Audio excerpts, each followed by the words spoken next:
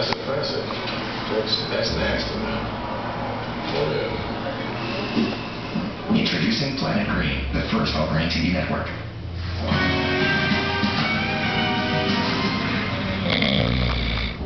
Did you ever feel alone and lost in a big world? Well, that's how the little dog in our next story must have felt when he became lost in a place he'd never been before.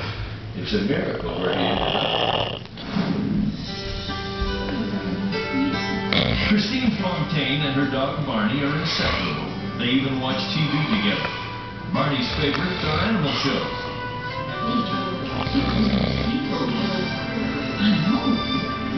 Barney grew up in Victoria, Canada, with lots of brothers and sisters, a mother and father, and a home filled with love.